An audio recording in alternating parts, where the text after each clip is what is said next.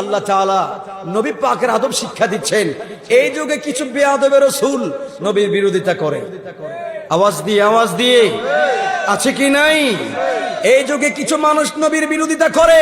হুঁশিয়ার করে দিও, যারা নবীর বিরোধিতা করে এই জমিন তাদেরকে একদিন দশে ফেলবে। ঠিক কিনা বলুন?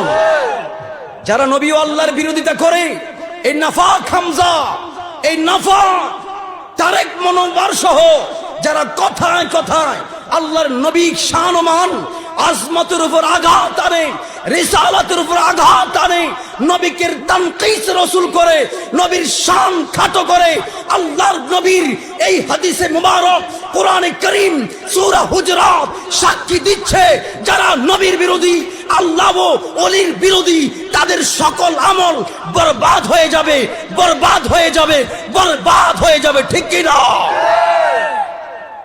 নবীর সঙ্গে বেয়াদবি করলে কোন ব্যক্তির আমল আল্লাহর কাছে কবুল হবে না। সে যত বড় মুফাসসির হোক, মুহাদ্দিস হোক, মুদাক্কিক হোক, লেবাসে হোক, আবাইয়ে হোক, সে যত বড় দামি হোক, নবীর শানমান আজমতের উপরে যদি তানকিস রাসূল করে, নবীর শানমানকে যদি খাটো করে, তার সকল ইবাদত বরবাদ হয়ে যাবে, ঠিকানা হয়ে যাবে জাহান্নাম। আল্লাহ কোন ইবাদতের দিকে তাকায় না, আল্লাহ তাকায় নবীর মহব্বতের দিকে।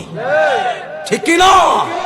সাহাবী বললেন, ইয়া রাসূলুল্লাহ মাতা সা, নবী গো কিয়ামত কখন হবে জানতে চাই।